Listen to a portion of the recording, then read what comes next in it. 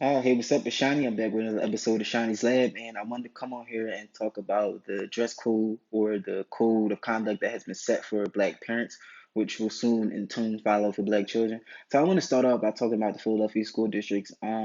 So for any city or any state or whatever the case may be, if this may be new to you, that's a shock coming from a lot of inner city communities because here in Philadelphia they have always came at Black parents and Black children for their dress code. You have to wear a certain color shoe. Like it got to the point where it was down to a certain color of shoe that you had to wear. So they're telling you what type of colors you have to put on. They want you to wear solid colors, which are jail colors. The uniforms mock prison colors. They also mock prison attire. They never set a full dress code for teachers, and even on dress downs days, which are far in between, there's still a code of conduct and a dress code that must be adhered to. And in inner cities, they tried to tell Black parents, how they could come up to the school, and but that didn't really work out too well. But so now we can get into, now there are schools who are implementing actual, like actual real codes to where, if parents, Black women cannot wear bonnets. I guess you can't wear sweatpants and stuff. You have to come dressed in a certain attire. And, there are a lot of Black people who are agreeing with this. There are a lot of Black people who are saying, why would you walk outside with the bonnet? Why would you go to the school with a scarf on? If you're going to go up to the school, why not get fully dressed? And my thing is this, first of all, I have a problem with schools worrying about dress code when they are miseducating the students. They're teaching them false history. They're making them take an overload of classes and subjects they do not need. There is no real strong structure for education in inner city schools. And the one thing that they want to worry about is the dress code. Really? And that's why I wanted to start off by talking about Philly first because I remember I went to Germantown High School, right? And we were a regular high school for it. We had the solid color uniforms, but but if it's black pants, the school shirt, you could wear whatever shoes you wanted.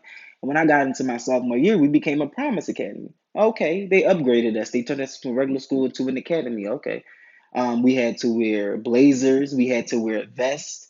We had to wear, and I'm gonna get back to the stories about the vest in a second. We had to wear the dress pants and the dress shirt. You had to wear black shoes to us, okay, so we didn't mind wearing uniform because we thought it made us, look good. Like, we didn't mind. And then I went to private school in middle school, so I was used to wearing blazers and dress pants and shirts and shoes. So, it didn't mind me no matter. But I did enjoy the freedom of being able to, identify and self-identify with the type of clothing and labels that I would prefer to wear, and versus the school telling me how I should come dressed every day. I feel like if you're especially in that developmental time, like I feel like, in elementary, middle school, whatever, but when you get to high school, nobody should be dictating what you put on in the morning, what you wear, if you want to wear makeup or not wear makeup, if you want to, come in a sweatsuit, if you want to come dress nicely, like that should be entirely up to you. Notice in college they don't pull that shit.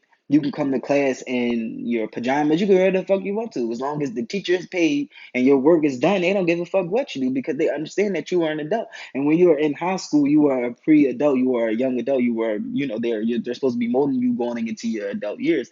And what they're doing is they're molding and trying to frame Black children's mind frame into a certain dress style or code that they should or should not be wearing, which I do not think is right. And especially when you're trying to tell parents, people who do not even attend these schools, how they should come dressed up. Like if you do not have work that day and you have to come to the school for something quick and you had to come up to the school for something, why would you want to get all dressed up? If you feel like you need to roll out of bed, keep your bonnet on, whatever. If women want to do that, then why not? That's the same as, when they would tell African women that they couldn't wear um, their traditional African headpieces, and they would tell, Muslim women they cannot wrap their jobs around their head, that it's racist. Like, first of all, it's a racist notion, right? Because, these laws are only these codes are only enforced upon us. White kids can come to school wearing holes in their shoes. They can have ripped jeans. They can have colorful hair. They can have gauges. They can tongue rings, spikes. Like if we wore that to school, we had to take that stuff out, like tongue rings, like all that. Girls had to take it off. It was inappropriate. You couldn't have, this and that. But white girls can have blue, pink hair. The emo kids can dress the way they dress. Just people can dress the way they want to dress in general. But when it comes, and especially, especially when it comes to Black kids, we feel like we should be telling them what and what they should not and could not be wearing. And the reason why I keep referencing the children is because, if you're an adult and you allow a school to tell you what you cannot wear, what you can and cannot wear when you do not attend the school, and there is no real law where you could actually tell somebody what they can show up in. We do have the no shoes, no shirt, no service law, and that goes for businesses to where you can't just walk in, with no shoes, no shirt, like you can't be, half dressed. That's, more a summertime thing, and that applies to everybody. That's not a racially based law. That applies to everybody because, in the summertime, all men, they wear the tank tops, you got your muscles showing. You might not wear a tank top at all. Ladies might have on, revealing shirts. So, businesses, they don't want, people in there, and that's understandable, because, no, a business serves everybody. So there might be people who might get uncomfortable. They might leave. You might not get that service again. So, that's understandable.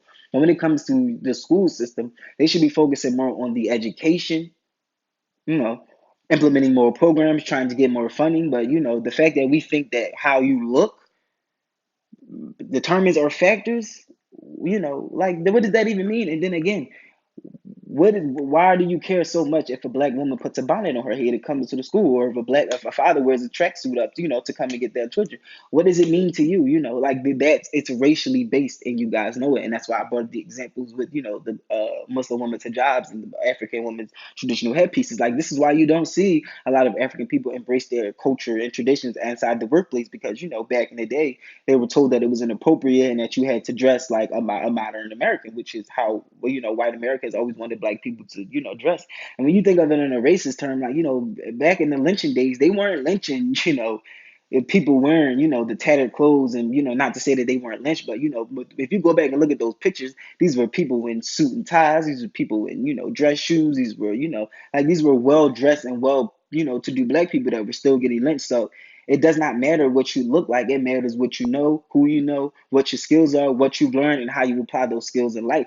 And that's something that the schools focus less on, and they want to focus more on, what the fuck somebody got on. Now, I brought up the sweaters because this is what, black people can do, to combat that. We, as a students, we said these sweaters were cheaply made. We had to also pay for them. They were cheaply made. You wash them once and then it was all natted. And we felt like, it was inappropriate to expect us to wear a natted sweater all year. So we planned the walkout. And they knew we were serious. Like we said, because they would send people, like, if you didn't show up with the vest on, you would get sent home, which means you cannot get your education for that day. You might have to go to in-house, which means you weren't getting your education for that day. They wouldn't even allow you to go do your normal classes if you didn't wear the appropriate uniform, right? So we planned the walkout. They got rid of that shit that same day. They made an announcement over the loudspeaker. We would just like to make an announcement letting students know that the vests and the blazers are no longer required. Yeah, because y'all know we weren't having it. Our parents backed us on that. Like, we told our parents we were going to do that because, like, we really rallied and be playing that shit because we were like, this is unacceptable. That we look, trashy. The sweaters and that. So why do we have to wear them?